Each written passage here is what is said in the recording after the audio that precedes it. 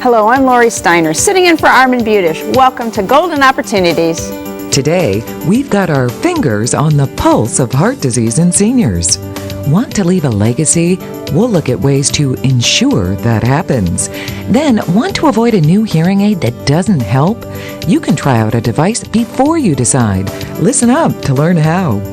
Plus, we'll put you in touch with outpatient therapy and why it might work for you.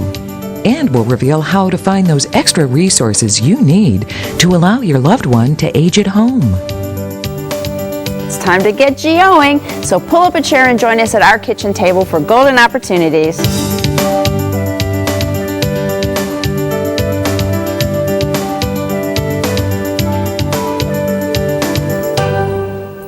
One of the perks of aging is that along with adding those gray hairs, we add some wisdom.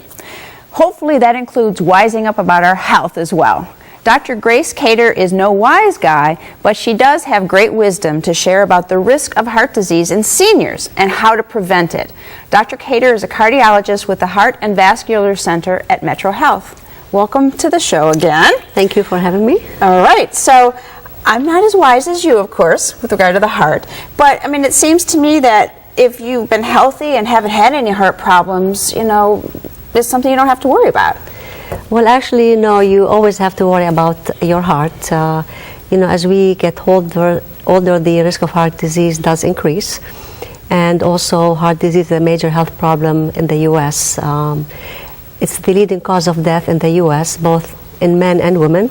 Boy. Yeah, more than 600,000 people die of heart disease per year, and that's about 1 in 4 deaths. Ooh. And also, it's a major cause of disability in the U.S., so it is really a big concern, even if you don't have any symptoms or actual heart problems. Okay, then we do have to worry about it. But we're talking about heart disease. I mean, that covers a lot of territory. Can you break it down to what that term really means? Yeah, heart disease actually is composed of several types of heart conditions, and there are 4 that top the list.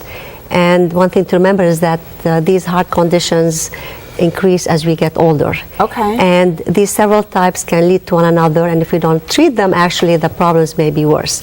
So the 4 common heart conditions that we need to be aware of, all of us, whether we're younger or older, are number 1, coronary artery disease, which is the most common cause of heart disease. And it's due to blockages in the arteries of the heart. Okay. And that can lead to a heart attack or death.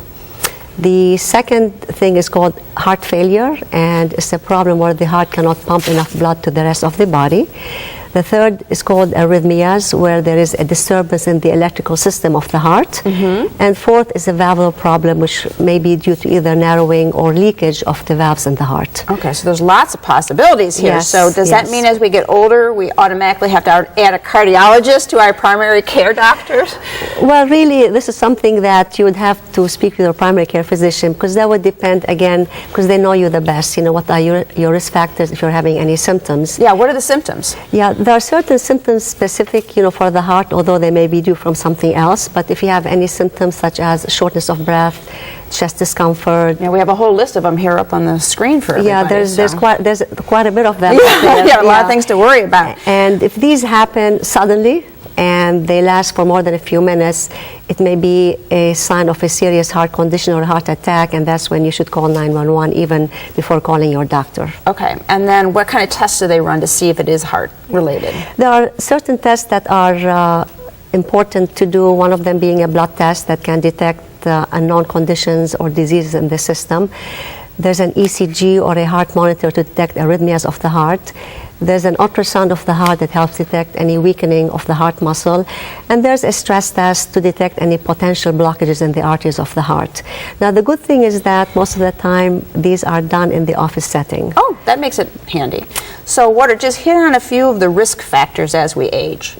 The risk factors are, number 1 is, if you are smoking, that's a major risk factor. Obviously, everybody should know that by now. The second thing is if you have any diabetes or high blood pressure or high cholesterol, especially if they are not treated, and also if you are not physically active. Okay. And if you've got those risk factors and some of these symptoms, can we prevent everything from happening? Give us some prevention tools. Yeah, prevention is really the key. As we know, heart disease is mostly preventable because if we know what our risk factors are and we tend to control them. For example, if you're smoking, quit smoking.